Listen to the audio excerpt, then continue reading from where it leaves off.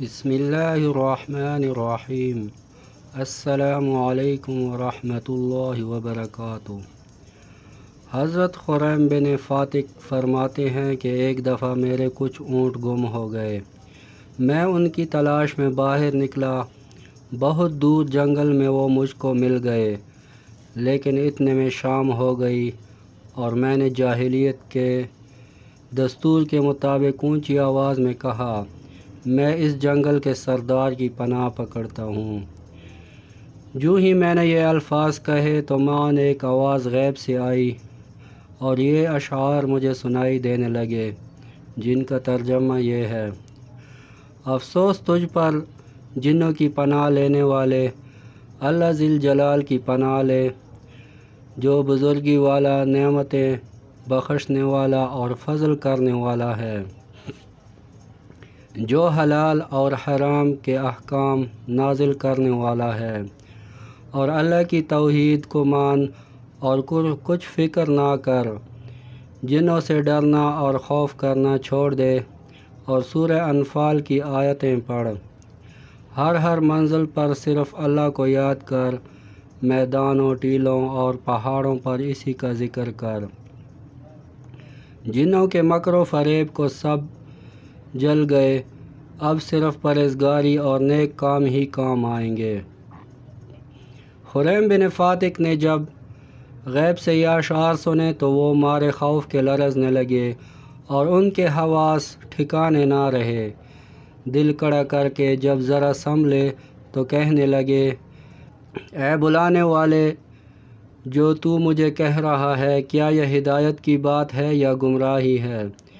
اس کے جواب میں پھر ہاتف غیب یوں ترنم ریز ہوا، یہ ہیں رسول اللہ کے بلائیوں والے، نیکیوں والے، مدینہ منورہ میں بلاتے ہیں لوگوں کو نجات کی طرف، جو قرآن میں سورہ یاسین اور حامیم والی صورتیں لے کر آئے ہیں اور ان کے بعد بہت سی مفصل صورتیں لے کر آئے ہیں۔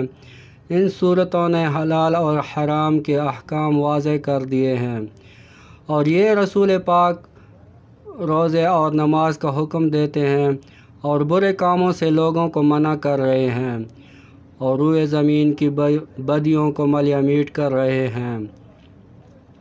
حضرت خریم بن فاتق کہتے ہیں، مجھ پر خوف طاری ہو گیا تھا، میں سخت ڈرا کہ کون غیب سے میرے ساتھ مصروف کلام ہے۔ بڑی ہمت اور جرأت کے ساتھ میں نے کہا، اے اشعار پڑھنے والے، بتاؤ کہ تم کون ہو؟ جواب ملا، میرا نام مالک ہے اور میں مسلمان جن ہوں۔ رسول اللہ صلی اللہ علیہ وآلہ وسلم نے مجھے نجد کی طرف مسلمان جنوں کا امیر بنا کر بھیجا ہے۔ میں ان سب کا سردار ہوں۔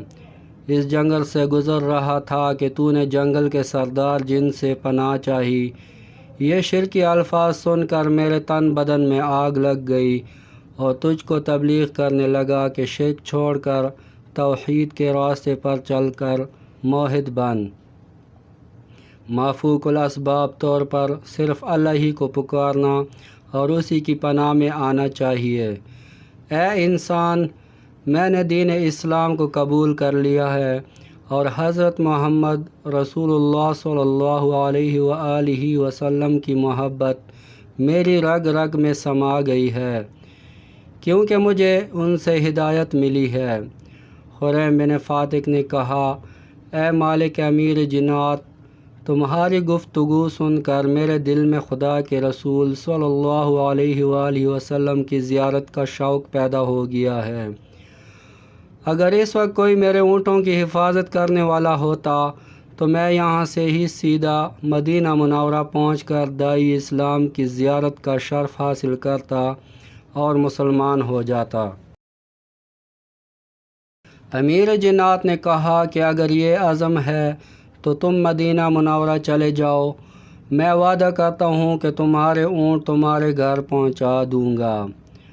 خریم بن فاتق کی یہ بات سن کر مارے خوشی کے پھولے نہ سمائے، وہ باغ ہو گئے اور ایک اونٹ پر سوار ہو کر مدینہ منورہ کی طرف چل دیے۔ حضرت خریم کہتے ہیں کہ جب میں روانہ ہوا تو امیر جنات نے مجھے ان دعاؤں کے ساتھ رخصت کیا، خدا تیرا ساتھ دے اور تیری جان سلامت رکھے اور تجھے بھی اور تیری سواری کو بھی منزل مقصود پر پہنچا دے۔ تو ان پر ایمان لا، اللہ تجھے نجات دے اور تو اس کے دین میں مدد کر، خدا برتر تیری مدد کرے۔ خریم بن فاتق چلتے چلتے مدینہ منورہ تک پہنچ گئے۔ مسجد نبوی صلی اللہ علیہ وسلم کے نزدیک اونٹ سے اترے۔ یہ جمعہ کا دن تھا، مسجد میں لوگ نماز جمعہ کے لیے آئے ہوئے تھے۔ حضرت خریم کہتے ہیں کہ میں اونٹ کو وہاں باندھ دیا اور دل میں سوچ رہا تھا کہ نماز کے بعد خدمت اقدس میں حاضر ہوں گا۔ ابھی اسی سوچ میں تھا کہ دو صحابی میری طرف آئے، ایک حضرت ابو ذر رضی اللہ تعالیٰ عنہ اور دوسرے حضرت ابو بکر صدیق رضی اللہ تعالیٰ عنہما۔ انہوں نے مجھ سے کہا کہ رسول اللہ صلی اللہ علیہ وآلہ وسلم آپ کو اندر بلا رہے ہیں۔ میں دل میں بہت خوش ہوا اور طہارت اختیار کر کے مسجد کے اندر چلا گیا اور دیکھا کہ خدا کے محبوب حضرت محمد مصطفیٰ صلی اللہ علیہ وآلہ وسلم جمعہ کا خطبہ پڑھ رہے ہیں۔ خدا کی قسم مجھے ایسا دکھائی دیا کہ 14ویں کا چاند نور برسا رہا ہے، صلی اللہ علیہ وآلہ وسلم۔ سرور کائنات نے مجھے دیکھ کر فرمایا، کیونکہ بذریعہ وہی سب حالات معلوم ہو چکے تھے، خریم بن فاتق تمہیں معلوم ہے کہ جس شیخ امیر جنات نے تم سے وعدہ کیا تھا کہ تمہارے اونٹ صحیح سلامت گھر پہنچا دے گا، اس نے کیا کیا؟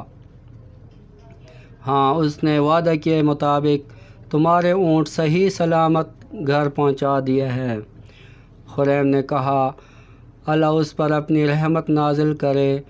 حضور اکرم صلی اللہ علیہ وآلہ وسلم نے بھی فرمایا، ہاں، اللہ اس پر اپنی رحمت نازل کرے۔ خریم بن فاتق نے جی بھر کے رحمت عالم کی زیارت کی اور مشرف با اسلام ہو گئے، رضی اللہ تعالی عنہ۔